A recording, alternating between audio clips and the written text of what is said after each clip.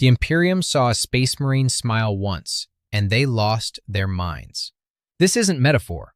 Somewhere in the archives of the Ordo Hereticus, buried beneath 10,000 years of inquisitorial reports and theological debates, there exist documents expressing genuine institutional concern about space marine emotional expression. The Adeptus Astartes were designed as weapons. Weapons do not smile. Weapons do not laugh.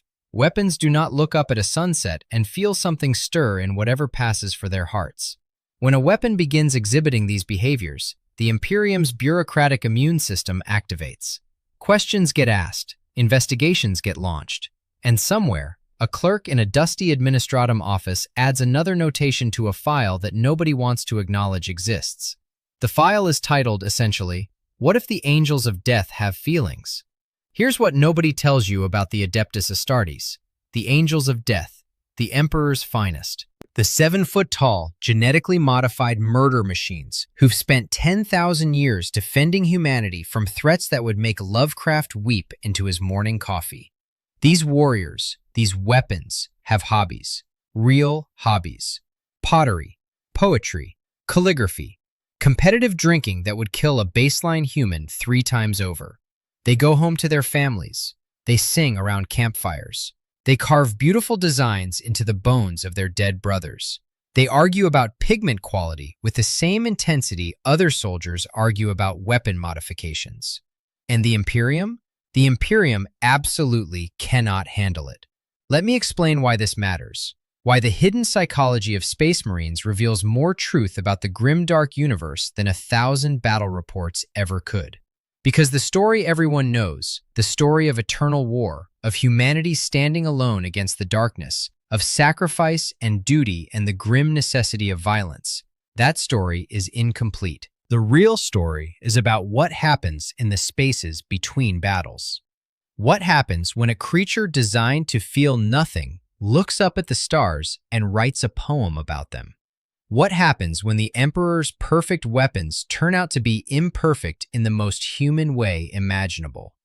The Emperor of mankind built weapons, but he accidentally created men. And nothing in this entire nightmare of a universe terrifies the powers that be more than that. To understand why Space Marine hobbies represent such a fundamental threat to Imperial ideology, we need to start at the beginning.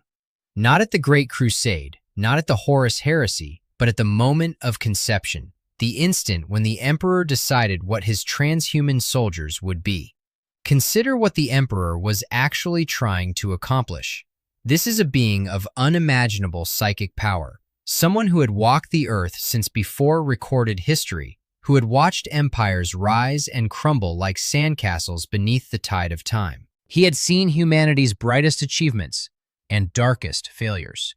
He understood, perhaps better than anyone who ever lived, that humans are fundamentally unreliable, emotional, irrational, prone to betrayal and selfishness, and the 1,000 small failures that doom civilizations.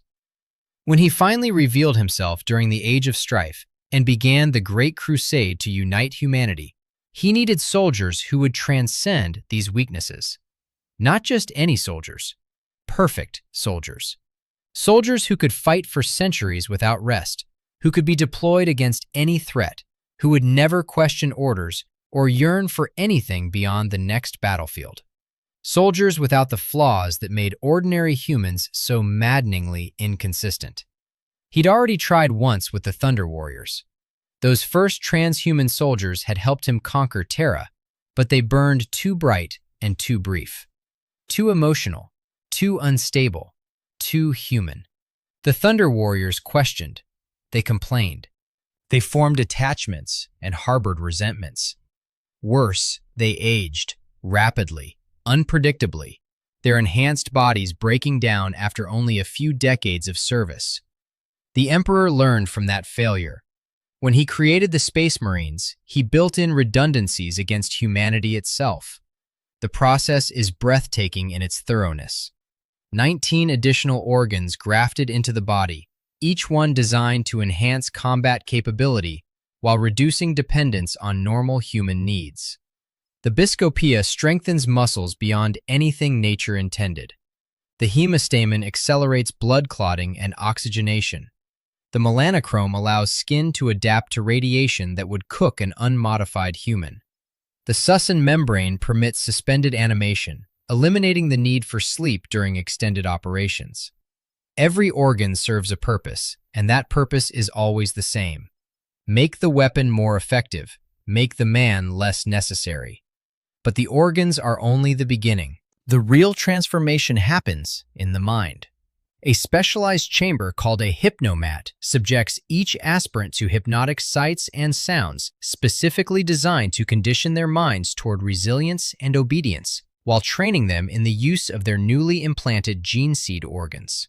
The chamber floods consciousness with combat doctrine, tactical protocols, historical battles, enemy weaknesses, and, most importantly, unwavering loyalty to the Emperor and the Imperium. Hour after hour, day after day, the aspirant's personality is overwritten with programming. Fear is acknowledged and then dismissed as irrelevant. Doubt is identified as a weakness to be purged. Loneliness, the need for comfort, the desire for connection, all of these are targeted for suppression, treated as vulnerabilities that enemies might exploit. The specification was clear. Strip away everything extraneous. What emerges from the other end should be a weapon in human shape, nothing more. So why didn't it work? Here's the thing the Emperor apparently failed to anticipate, despite his millennia of experience with human nature. You cannot create something from human genetic material, shape it with human hands, teach it human language, and expect it to feel nothing. You cannot take a child from a barbarian world, and they are always children when the process begins, because adult bodies cannot survive the transformation. Raise him among warriors and scholars and craftsmen for years before the conditioning even starts, and then express surprise when he develops preferences that have nothing to do with killing. The flaw was built in from the beginning. Space Marines are recruited as children or young adolescents, selected for physical potential and psychological resilience. But they're recruited from human communities. They have mothers, fathers, siblings, friends. They've eaten meals prepared by people who loved them. They've heard stories around fires. They've felt the sun on their faces and known, however briefly, what it means to be part of something other than a military organization. The hypno-indoctrination can suppress these memories, can bury them beneath layers of combat programming, but it cannot erase them entirely. The human foundation remains, no matter how much transhuman architecture gets built on top of it. And then there were the Primarchs. The 20 demigods created to lead the Space Marine legions were supposed to be the solution to this problem. Grown in vats on Terra, shaped by the Emperor's own hand, they were designed to embody martial perfection without the inconvenient residue of human upbringing. They would have no childhood memories to overcome, no attachments to process, no experience of ordinary human life to make them question their purpose. They would emerge fully formed, ready to lead. Chaos had other plans. Before the Emperor could raise his sons himself, the ruinous powers intervened. To create attachment-free leaders, collapsed entirely. Now each Primarch would have exactly what the Emperor had tried to prevent: a childhood, a home. Experiences that had nothing to do with the Great Crusade. Personalities shaped by worlds the Emperor had never seen. Leman Russ landed on Fenris and learned the joy of feasting among wolves. Vulcan crash-landed on Nocturne and discovered the sacred bond between a craftsman and his community. Rabute Gilliman was found by a noble family on Macragge and raised with philosophy, governance, and the responsibilities of leadership. Sanguinius grew wings on Baal and developed an eye for beauty that made him weep at ugliness. Corvus Corax was enslaved in the mines of Lycius and emerged with an understanding of suffering that would define his legion forever.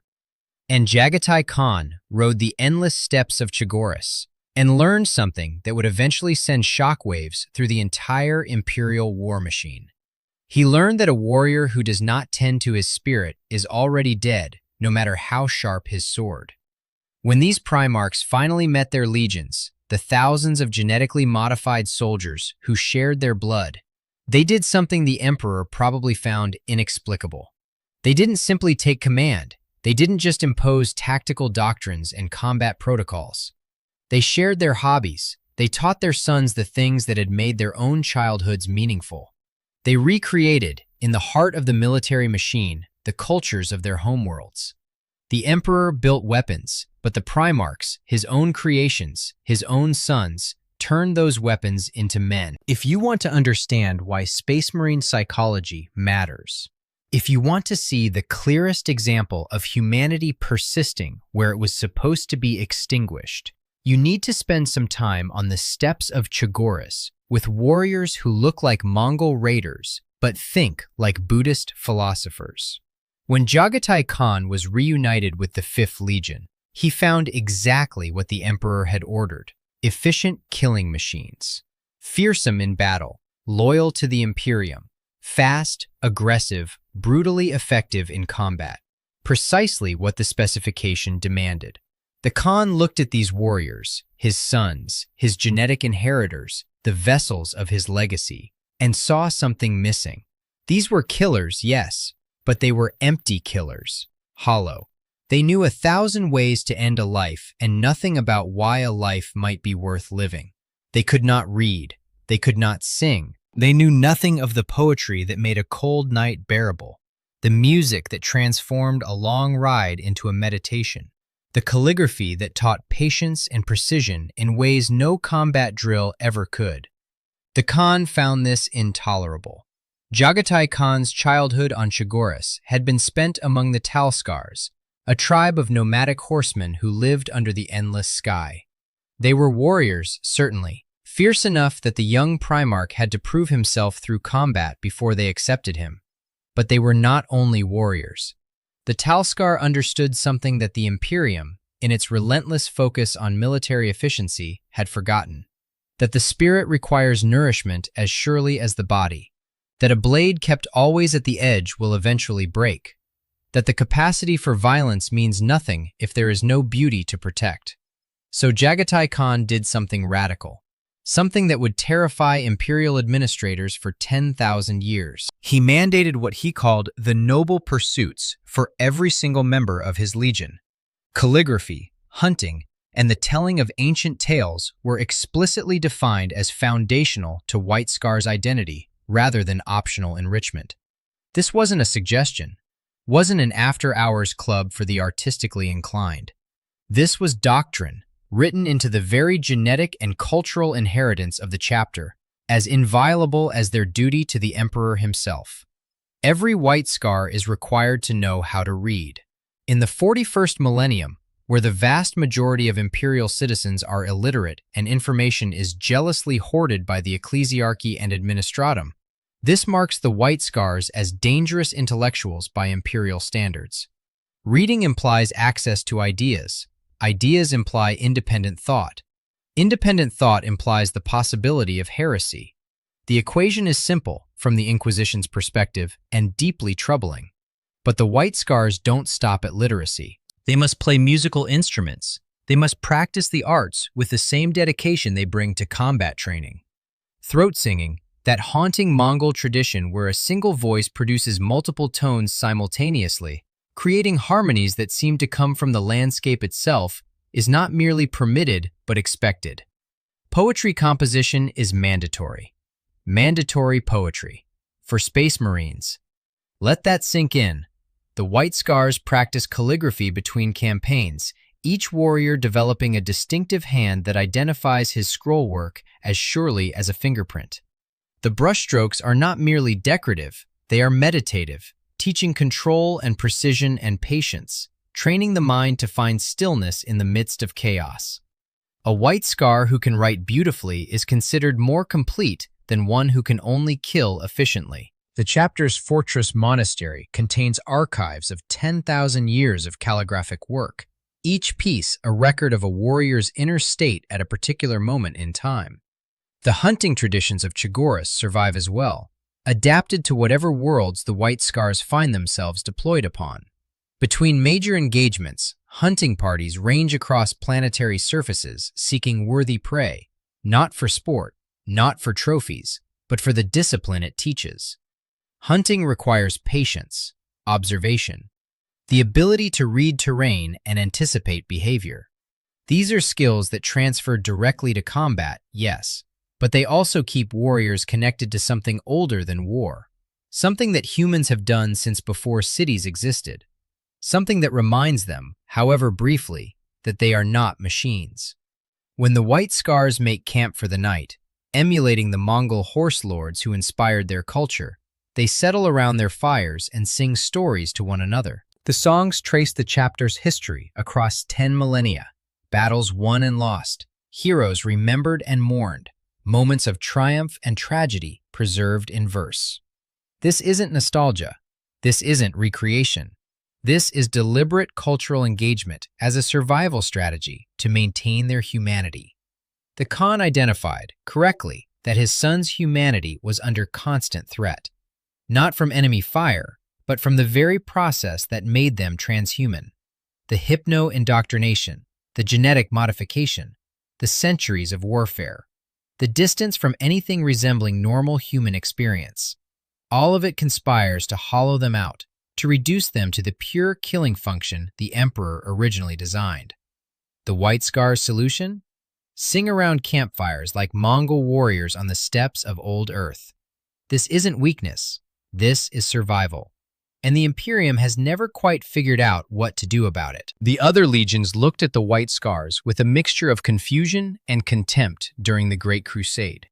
The Ultramarines, obsessed with protocol and efficiency and the proper organization of everything, couldn't understand why a legion would waste time on frivolities when there were codices to memorize and compliance actions to optimize. The Imperial Fists, stoic to the point of self-destruction, found the Scars' emotional openness vaguely embarrassing. These were warriors who showed their feelings, who laughed and wept and raged without shame, and to the sons of Rogel Dorn, this seemed almost indecent. The Iron Hands, who view organic tissue as a weakness to be replaced with blessed machinery, saw poetry as the ultimate expression of soft-headed biological thinking. What use is a poem when you could be improving your targeting systems?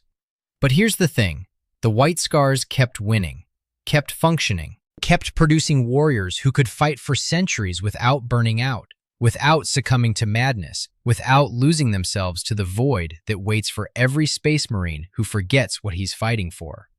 The Khan understood something the Emperor, for all his vast intellect, apparently did not. A tool does not care whether it exists or not.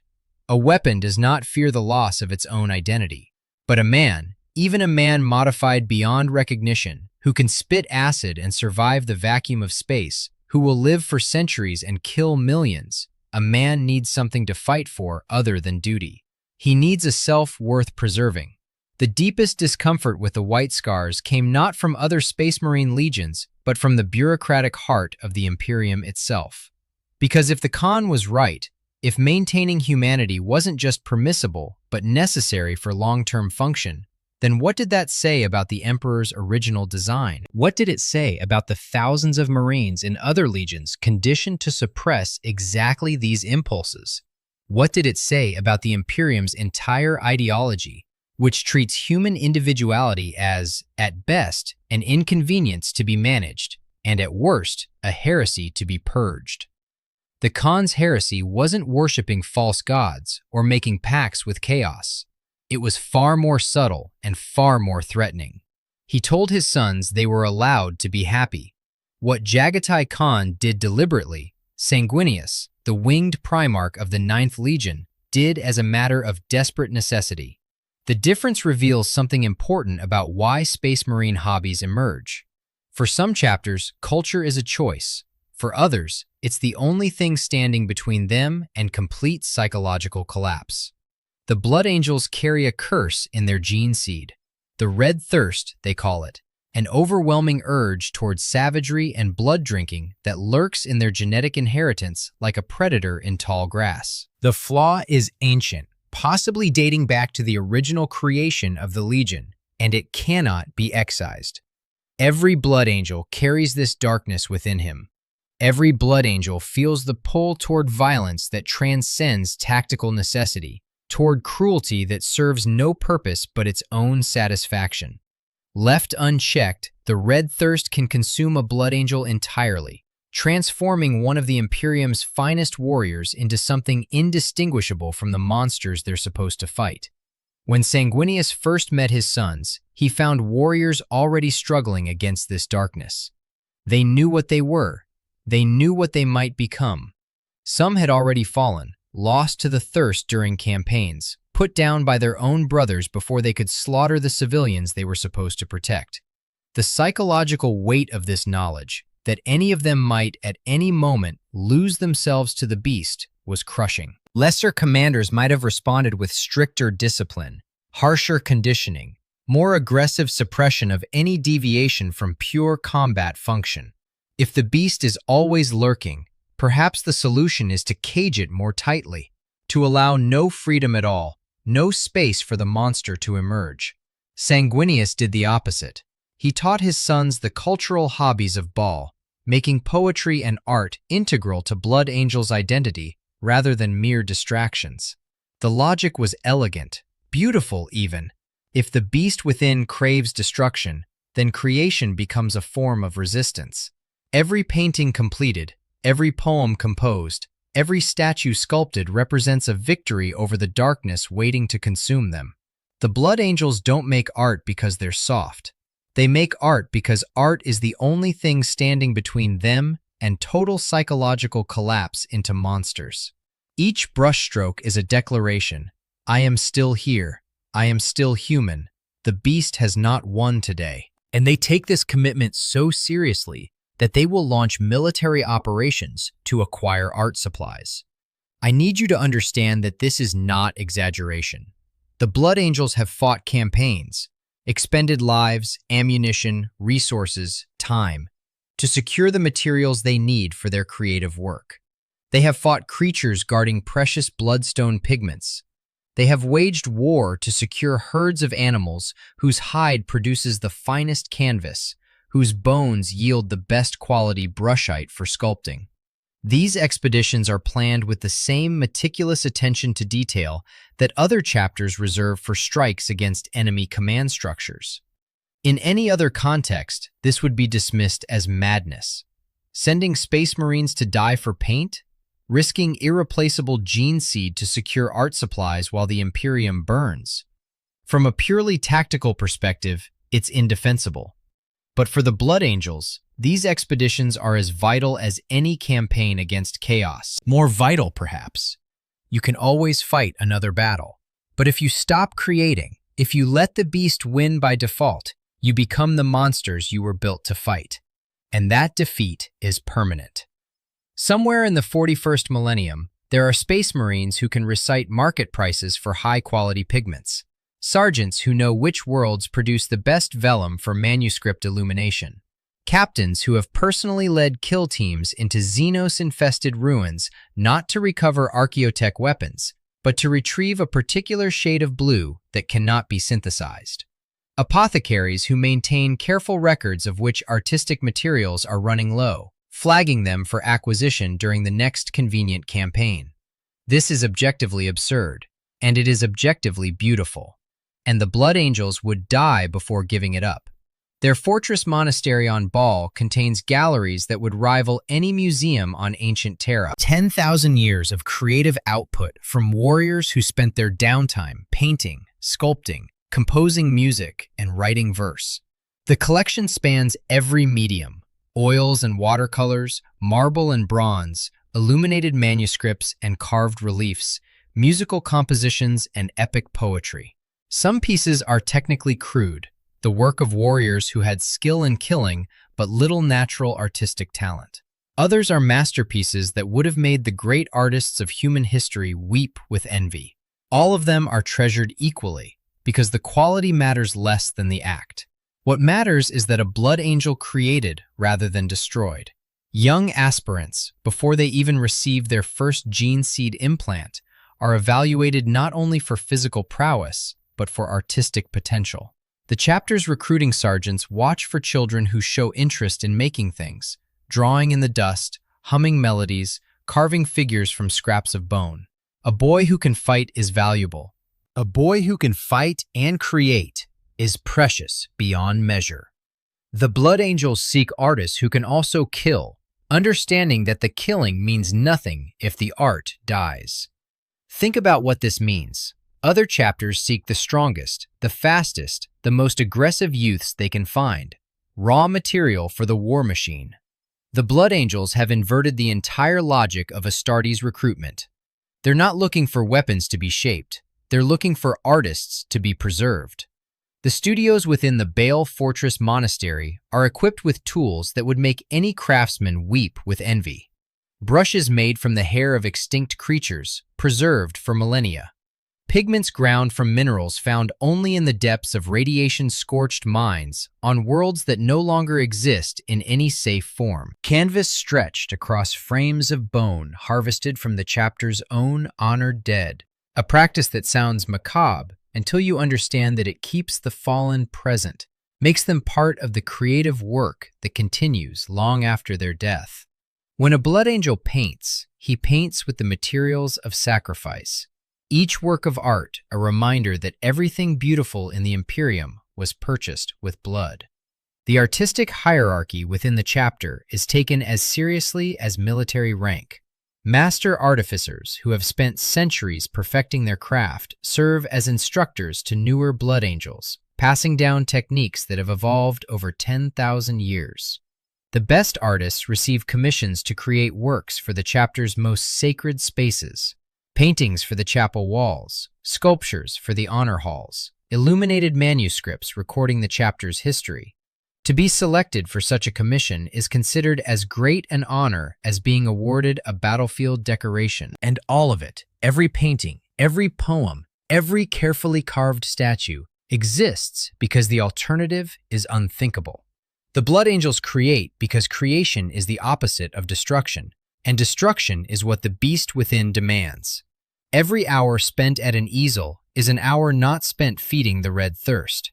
Every thought devoted to composition and color is a thought not devoted to blood and slaughter. The art doesn't just express their humanity, the art protects it. On the frozen death world of Fenris, the Space Wolves have developed a rather different approach to maintaining their humanity. Where the Blood Angels create in solitude, seeking refuge from the beast in the quiet discipline of art, the wolves find their salvation in community. Where the Blood Angels work with brushes and chisels, the wolves work with drinking horns and sagas. The wolves consume. Feasting and drinking stand at the absolute center of their identity, a tradition established when their primarch, Leman Russ, supposedly defeated the emperor himself in eating and drinking contests. Now, the historical accuracy of this story is questionable at best. The notion that the Emperor of Mankind, a being of such psychic power that he held the Chaos Gods at bay through willpower alone, would engage in competitive binge drinking with one of his sons strains credulity. But the truth of the story matters less than what it represents. The Space Wolves are declaring, loudly and with flagons raised, "We are not above simple pleasures. We fight like animals, and we celebrate like kings. And if you have a problem with that, you can try to stop us." The Fang, their fortress monastery carved into the heart of a mountain on Fenris, contains a great hall that has witnessed more celebration than most planets see in a millennium. The tables are carved from trees that grew in the time before Old Night, their surfaces scarred and stained by 10,000 years of feasts. Mead has been spilled on those tables in quantities that would fill lakes. Food has been consumed in tonnages that would strain a logistics officer's sanity. The drinking horns are family heirlooms, passed down from wolflord to wolflord across centuries, each one engraved with the names of every warrior who has drunk from it. A lineage of celebration stretching back to the earliest days of the chapter. When the Space Wolves celebrate a victory, which is often, given their preference for glorious combat over strategic withdrawal, the noise can be heard for miles. The walls of the Great Hall shake. The drinking songs reach pitches that would shatter glass. Wrestling matches break out between brothers who've had too much mjöd, their enhanced bodies crashing through furniture that has survived for millennia, only to be splintered in a moment of drunken competition. Baseline humans living in settlements around the Fang have learned to stuff their ears with wool on feast nights. Not because the sound is unwelcome, the wolves are their protectors after all, but because it makes sleep impossible. But here's where it gets psychologically interesting. The feasting isn't just celebration, it's medicine. The wolves' approach to saga telling reveals something crucial about how Space Marines can process trauma without even recognizing that they're doing it. After every major battle, the wolves gather in the Great Hall to tell the stories of what happened. Not dry after-action reports of the sort the Ultramarines favor, all tactical assessments and efficiency metrics. Stories. Tales told with drama and emotion, and the occasional embellishment that would make a sober historian cringe. The Skalds take the raw material of combat, the terror, the violence, the loss, and transform it into narrative. The brothers who died are named and honored, not just mentioned in passing, but celebrated. Their final moments are dramatized, their courage magnified, their sacrifices elevated to legend. The fear they must have felt becomes acceptable because it's part of the story. The grief their brothers feel becomes manageable because it's being expressed collectively. The moments of chaos and confusion and blind panic that are part of every battle get organized into coherent narrative, stripped of their power to traumatize through the simple act of being told. This is, functionally, group therapy by another name. The Space Wolves have independently invented narrative processing of combat trauma and institutionalized it as a sacred cultural practice. They didn't call it therapy. That would be far too clinical for Fenrisian sensibilities. They called it honoring the dead. They called it celebrating victory.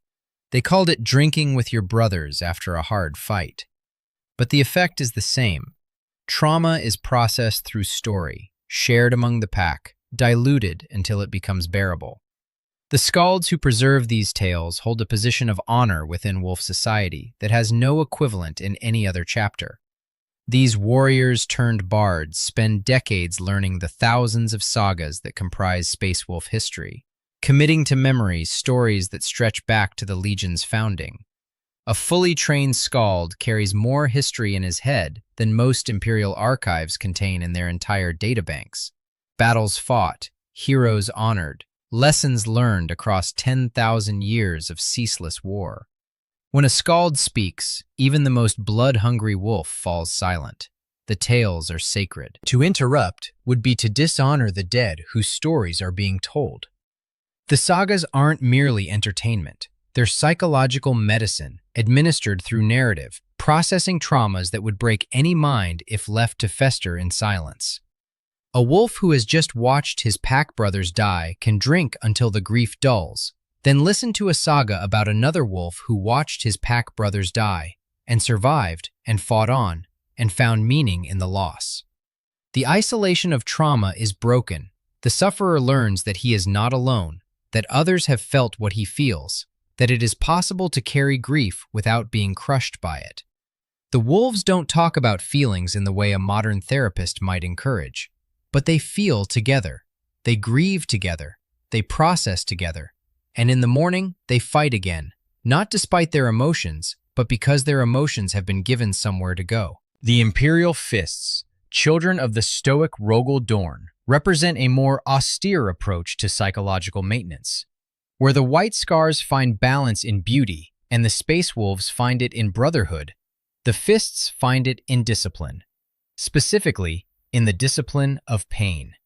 These are the warriors who built the defenses of the Imperial Palace, who held the walls against the traitor legions during the Siege of Terra, who exemplify the concept of duty above all else. Their Primarch was famous for his emotional reserve, for his inability to deliver the comfortable lies that his brothers sometimes used to ease difficult moments. Rogel Dorn said what was true. He did what was necessary. He endured what had to be endured. And his sons inherited this legacy in ways both inspiring and troubling. The Imperial Fist's relationship with pain is unique even among Space Marines. All Astartes are capable of enduring incredible suffering without losing combat effectiveness. Their modified nervous systems allow them to function through injuries that would incapacitate any baseline human. But the Fists have elevated pain endurance from capability to philosophy. They believe that suffering purifies, that pain teaches discipline, that the ability to function through agony is not merely useful, but morally significant. The pain glove is the most infamous expression of this belief. This device subjects its wearer to extreme pain without causing physical damage, testing their willpower and devotion through sheer endurance. A fist undergoing the pain glove experience cannot fight back against the pain, cannot redirect his suffering into violence against an enemy. He can only endure. Minutes become hours. Hours become eternities. The world contracts to nothing but the self and the agony, and the only path forward is through. This sounds like masochism, and maybe it is, but it's also a method of maintaining psychological control, of proving to oneself that the flesh can be mastered, that suffering does not have to mean surrender. A fist who has passed through the pain glove knows, with absolute certainty, that he can survive whatever the universe throws at him. He has already experienced the worst and emerged unbroken. What remains to fear? The other meditative practice of the imperial fists is scrimshaw carving, the meticulous inscription of intricate designs into bone. This serves as a meditative pastime that teaches focus and discipline in ways that complement the more extreme lessons of the pain glove. Hours spent with a carving knife, producing beautiful work from the remains of the dead, creating something permanent from something that would otherwise decay. It's art, but it's art that says something about impermanence and dedication and the will to impose order on chaos.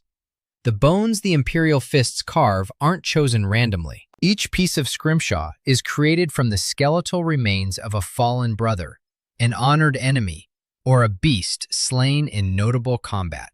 The fists believe that bone carries memory, that carving into it releases the spirit of its previous owner and binds it to the work. A carving knife cutting into the femur of a fallen captain doesn't just create decoration, it liberates his spirit, fixes his memory in a form that will last for centuries, transforms death into art. When a chapter master presents his company champion with a scrimshaw blade handle carved from the bones of a traitor lord, he's not merely giving a gift, he's transmitting victory across generations, making the enemy's defeat permanent and tangible.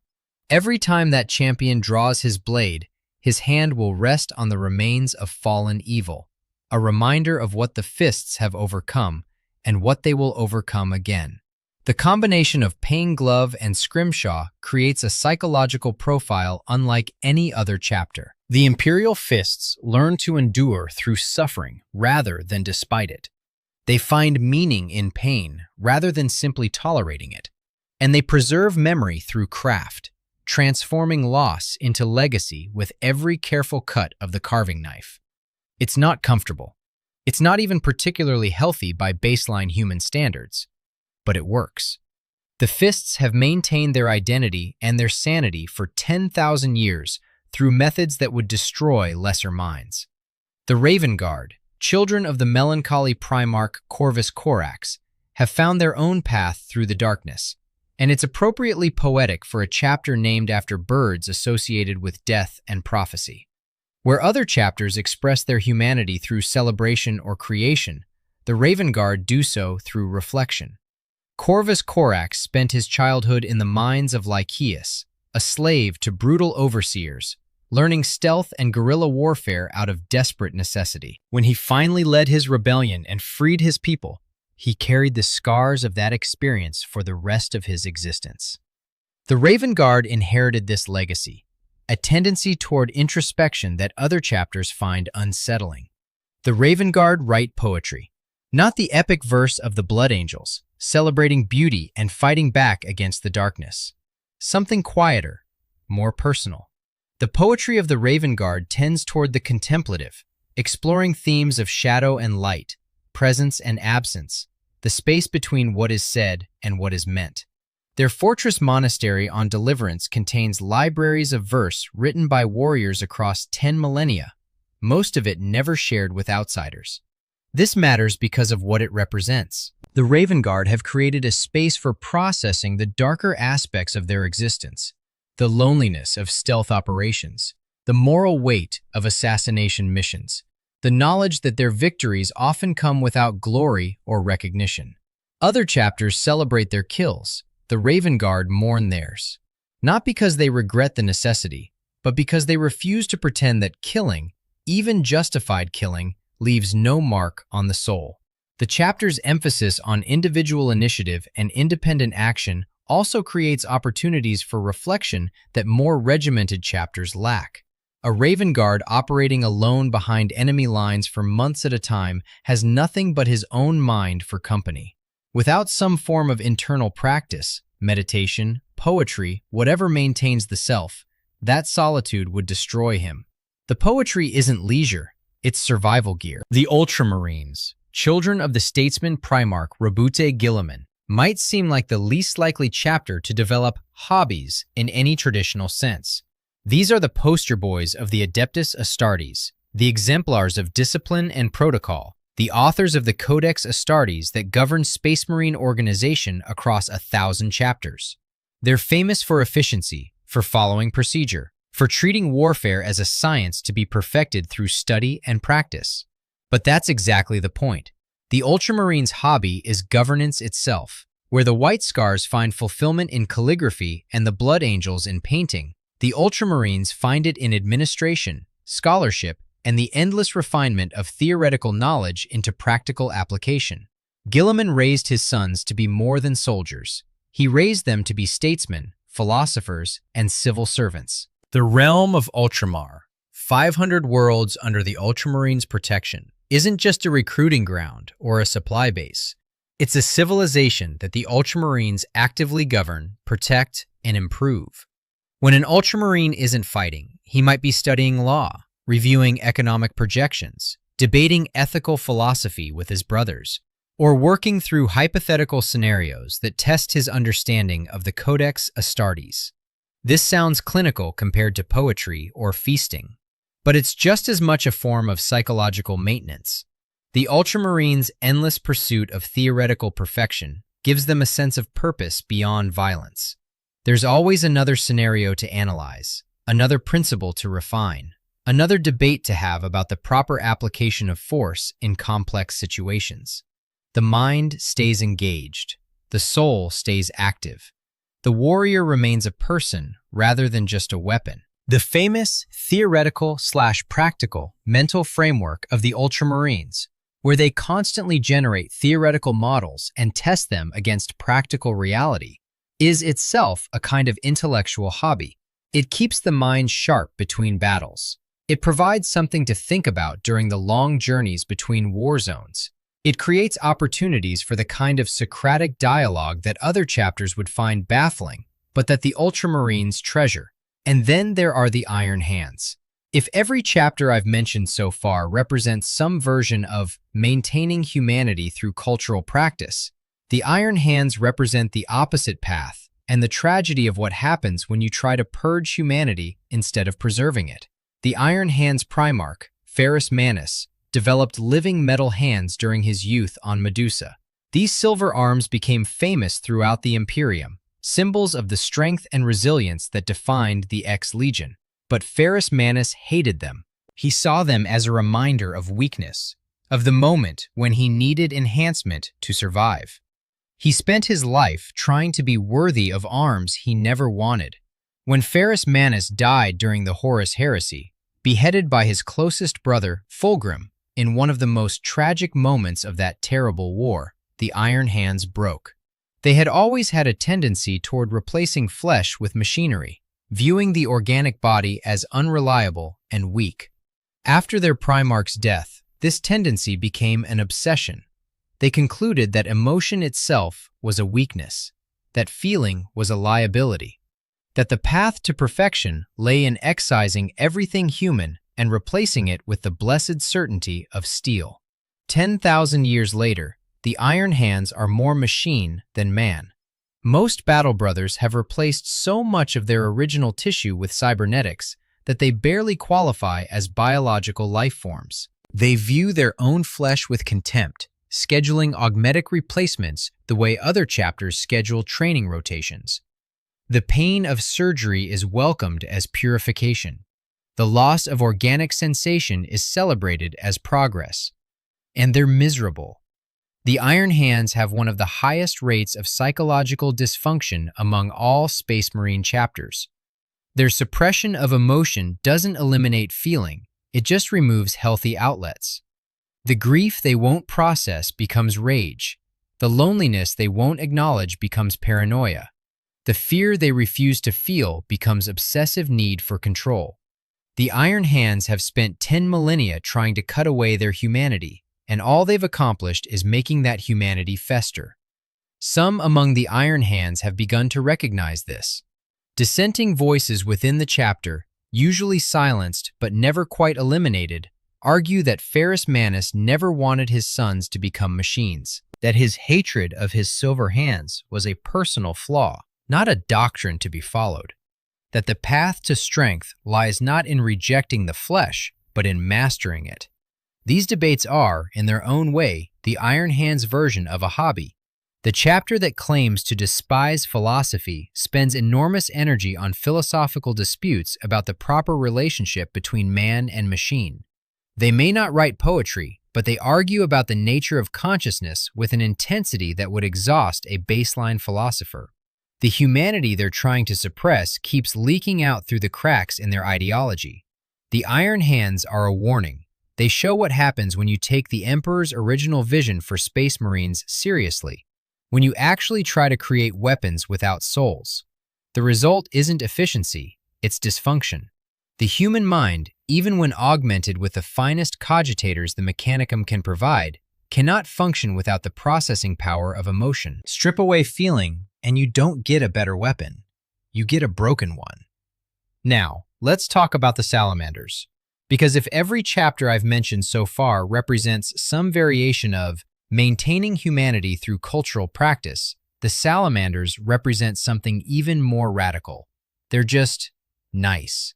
The salamanders of Nocturne are the closest thing the Imperium has to genuinely heroic Space Marines, and this fact causes no small amount of institutional discomfort.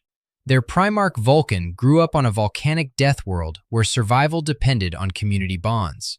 Nocturne's environment is so hostile that isolated individuals simply cannot survive. The planet's constant geological instability, its radiation-scorched surface, its apex predators that would challenge any ecosystem's capacity for generating nightmares. The only way to live on Nocturne was together. Every person had a role in keeping the settlement alive. The strong protected the weak not because of orders, but because that's what strong people did. There was no alternative.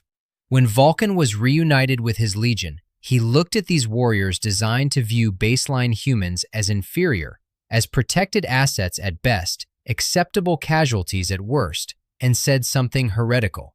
He said, "These are our people. We protect them, not the Imperium, not the Emperor's vision, not abstract humanity as a concept.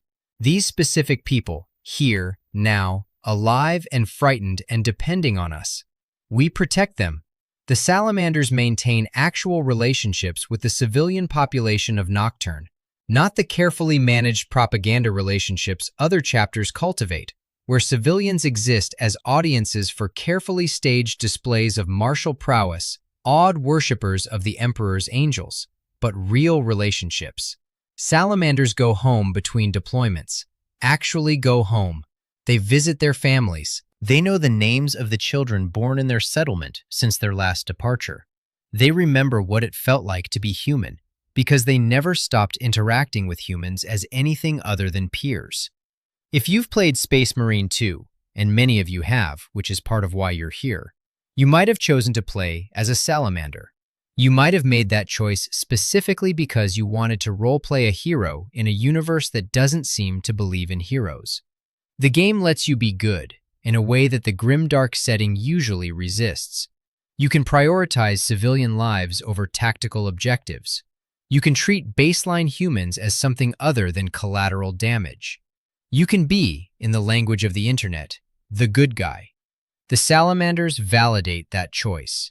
They prove that even in the 41st millennium, even in a universe specifically designed to crush hope, it's possible to be both powerful and kind.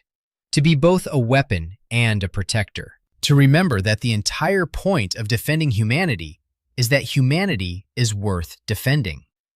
The Imperium doesn't know what to do with this. The propaganda says Space Marines are angels of death, divine instruments of the Emperor's will, superhuman warriors who exist on a plane far above baseline humanity, who should be worshipped and feared in equal measure. This mythology serves important functions. It maintains psychological distance between Space Marines and civilians, preventing attachments that might compromise military effectiveness. It ensures that no baseline human gets comfortable enough with a Space Marine to start treating him as a person rather than an icon. It preserves the hierarchy that keeps the Imperium running. The Salamanders break this narrative by being approachable, by treating humans as something other than insects, by suggesting that maybe, just maybe, the relationship between Space Marine and civilian doesn't have to be one of terrified submission. When a salamander lands on a besieged world, he doesn't demand worship. He gets to work protecting people. When the battle is won, he doesn't retreat to his orbiting fortress monastery. He helps rebuild. He talks to survivors. He remembers names. This is profoundly threatening to Imperial ideology, even if no one will say so openly. And before anyone asks, yes, I know you want more about the Black Templars and the Grey Knights. They deserve their own video. They'll get one. The Templars' crusading zealotry and the Grey Knights' demon-hunting secrecy both represent fascinating psychological adaptations to the demands of eternal war. But today isn't about zealotry or demon hunting. Today is about the hobbies that the Imperium can't handle. But to understand why these hobbies are necessary, why Space Marines develop cultural practices at all, despite every attempt to prevent it, we have to look at the source of the trauma. We have to talk about the Primarchs. So many daddy issues. The phrase sounds flippant, but the psychology is real and devastating. The Primarchs were created in the Emperor's own laboratory on Terra, designed to be perfect generals for the Great Crusade. 20 sons, 20 potential heirs to an empire that would span the galaxy. But before the Emperor could raise them himself, chaos intervened. The Primarchs were scattered across the galaxy, torn from their gestation pods, and deposited on distant worlds to be raised by strangers. Some found loving homes. Vulcan was raised by a community that cherished him, that saw his obvious superhuman nature and responded not with fear, but with acceptance. Roboute Guilliman was adopted by a noble family on Macragge that gave him the finest education available, that taught him philosophy and governance and the responsibilities of leadership. These Primarchs grew up knowing they were different, but also knowing they were valued. Their childhoods gave them secure foundations to build upon. Others were not so lucky. Conrad Kurz landed on Nostromo, a nightmare world of criminals and murderers where the strong preyed on the weak without mercy or consequence. Young Conrad survived in the gutters, developed his prophetic visions in solitude and suffering, and eventually became the most terrifying monster of them all, a vigilante who tortured and murdered his way to planetary control, convinced that fear was the only social force that actually worked. His childhood gave him no reason to believe in kindness. His legion, the Night Lords, inherited this trauma as psychological doctrine. Angron was enslaved on Nuceria, fitted with neural implants called the Butcher's Nails that forced him to feel nothing but rage, every other emotion buried beneath a constant tide of artificial fury. His fellow gladiators became his only family. When the Emperor finally came to claim his son, Angron was fighting alongside those gladiators against impossible odds, and he begged his father to let him die with his comrades. The Emperor refused. He teleported Angron away and let the gladiators die without their leader. Angron never forgave this. His legion, the World Eaters, inherited a genetic legacy of rage and a cultural legacy of betrayal. And then, one by one, the Emperor came to collect his sons. Imagine being a Primarch. Imagine spending decades believing yourself unique, the most powerful being on your world, potentially in the entire galaxy as far as you know. And then a stranger arrives in a golden ship and announces that he's your father, that he created you for a purpose, that you will now serve his vision whether you like it or not. The stranger doesn't apologize for not being there, doesn't explain why he let you suffer. doesn't ask what you want or who you've become. He simply assumes you will fall in line because that's what tools do. Every single Primarch carried some version of this wound. The loyal ones sublimated it into obsessive devotion. Surely, if they just proved themselves worthy enough, Father would finally love them the way they needed to be loved. The traitors let the wound fester until it poisoned everything.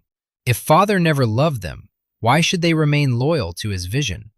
Horus, the first found and the favored son, fell to chaos precisely because he was the most desperate for his father's approval. The emperor gave Horus the title of War Master, supreme commander of all imperial forces, and then withdrew from the Great Crusade to pursue secret projects on Terra. Horus experienced this as abandonment when the Chaos Gods whispered that the Emperor planned to discard him once the Great Crusade was complete, that all the Primarchs were merely tools to be discarded.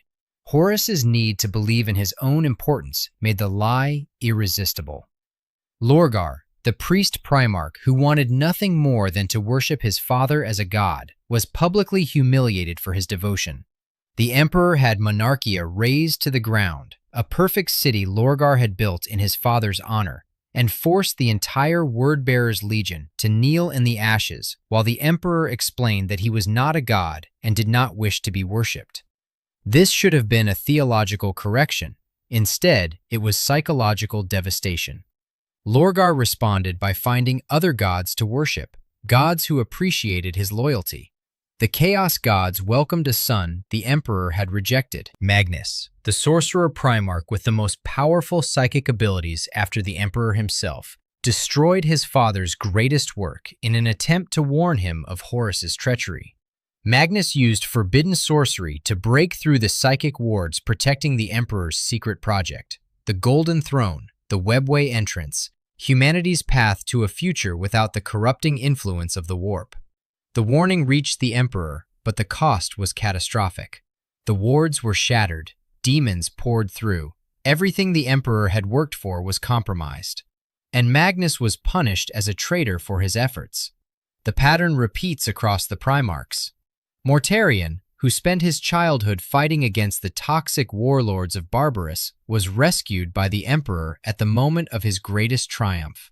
Denied the satisfaction of defeating his adoptive father himself. Perturabo, the siege master, was overlooked and undervalued, while his brother Dorn received the honor of defending Terra.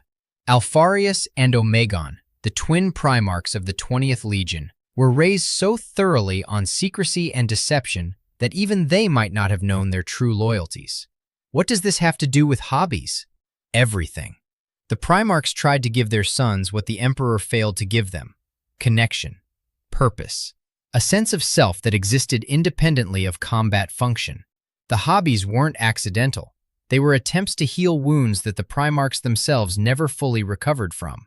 Jagatai Khan knew what it felt like to be alone, one of the most isolated Primarchs, deliberately avoiding close relationships with his brothers, suspicious of the Emperor's motives even while remaining loyal. He mandated the noble pursuits because he understood that isolation kills the spirit. His sons would not be alone the way he had been. Sanguinius knew what it felt like to be cursed. His sons carried the red thirst that might one day consume them, just as he carried the secret knowledge that one of his brothers would one day kill him. He taught art because creation was the only counter to the destruction that waited in their blood. Vulcan knew what it felt like to be loved by a community, and he couldn't bear to deprive his sons of that experience. The Salamanders maintained family bonds because Vulcan refused to let the Emperor's cold instrumentalism win completely. The chapter's hobbies are inherited attempts to heal generational trauma. 10,000 years of tradition, born from fathers trying to give their sons what their own father failed to provide. The Imperium? The Imperium prefers to pretend none of this ever happened. The official doctrine of the Imperium of Man treats Space Marines as living icons, angels of death, instruments of the Emperor's divine will. They are not supposed to have emotions, preferences, or individual identities. They exist to kill for humanity, to die for humanity, to be worshipped by humanity as proof that the Emperor still protects. This mythology serves important functions, It maintains control over chapter recruitment and deployment. It prevents baseline humans from getting too familiar with their superhuman protectors. Familiarity breeds contempt, or worse, equality. It ensures that any space marine who strays too far from expected behavior can be labeled as aberrant, potentially corrupt, definitely suspect. But the mythology falls apart the moment you look closely. The Inquisition, the secret police of the Imperium, empowered to investigate any threat to human survival, has always been uncomfortable with Space Marine chapters.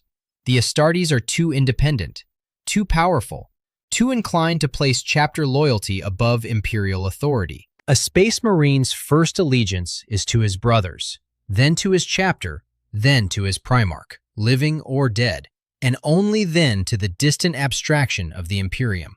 This hierarchy of loyalty terrifies the High Lords of Terra, who understand that an institution they cannot fully control is an institution that might one day turn against them.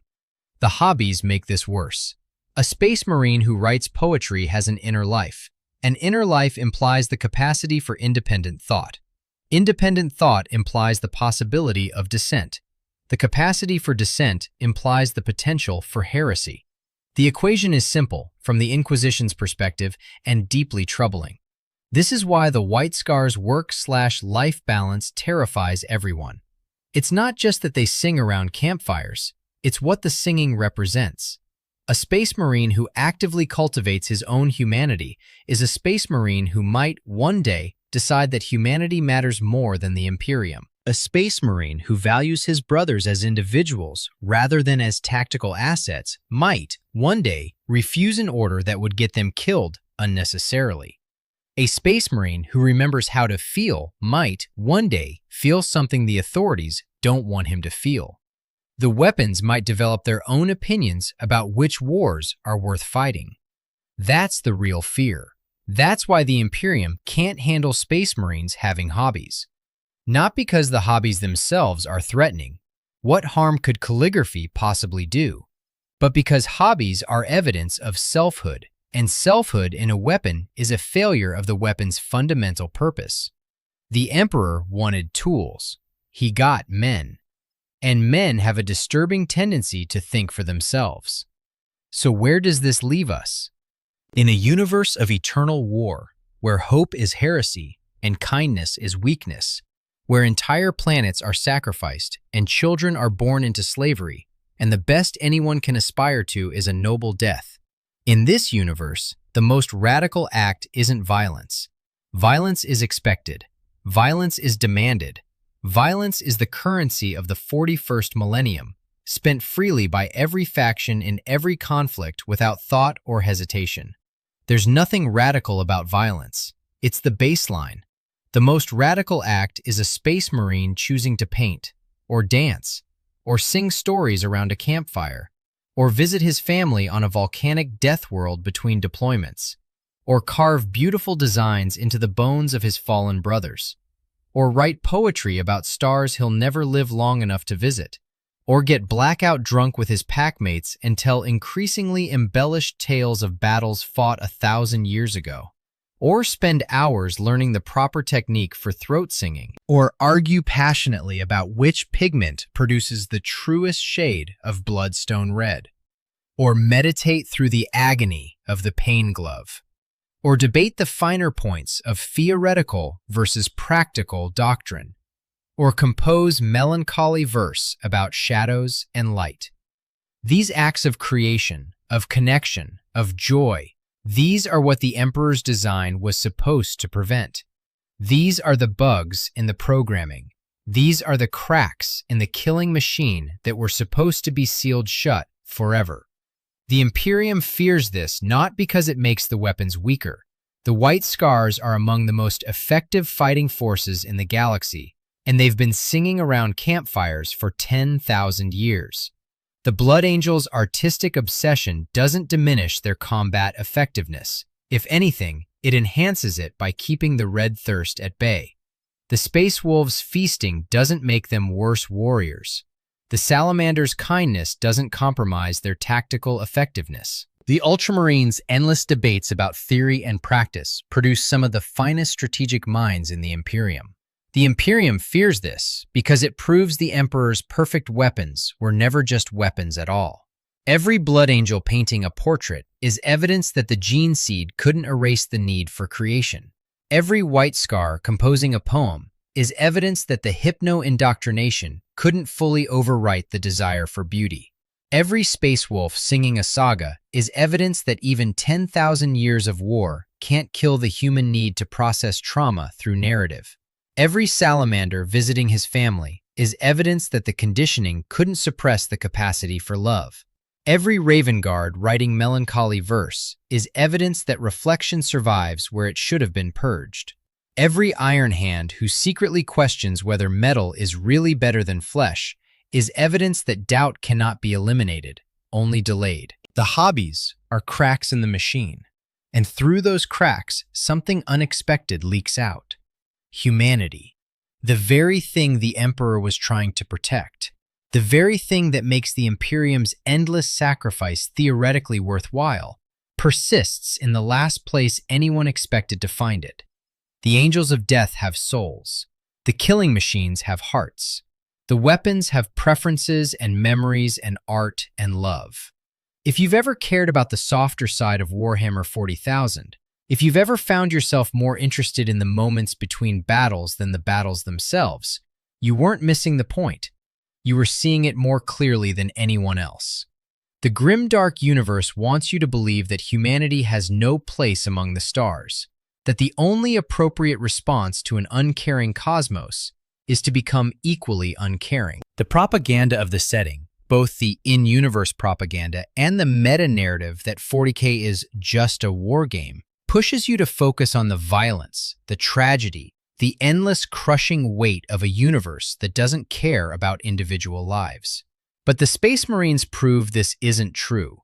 Not through their victories on the battlefield. Those prove nothing except that violence works. But through their hobbies, through their art, through their stubborn, inexplicable, magnificent refusal to stop being human. Jagatai Khan was right. A warrior who does not tend to his spirit is already dead, no matter how sharp his sword. The White Scars understood this. The Blood Angels understood this. The Space Wolves and the Salamanders and the Imperial Fists and the Raven Guard and the Ultramarines and 100 other chapters understood this in their own ways. Even the Iron Hands understand it, somewhere beneath all that metal, which is why they fight so hard against the knowledge. The Emperor built weapons, but he accidentally created something far more dangerous. He created men who remember what they're fighting for. And that's the truth the Imperium can never admit. That's the secret hidden in every piece of scrimshaw, every painted portrait, every song sung around a dying fire. The weapons have souls. The tools have dreams. The Angels of Death know how to love. In the grim darkness of the far future, there is only war. But between battles, there is poetry, there is music, there is art. There is the stubborn insistence, maintained across 10,000 years and 1,000,000 battlefields, that fighting for humanity means nothing if you stop being human yourself. The Imperium saw a Space Marine smile once, and they lost their minds. They should have, because that smile was proof that their entire project had failed in the most beautiful way possible. The weapons became men, and the men refused to stop living. Subscribe for more stories like this.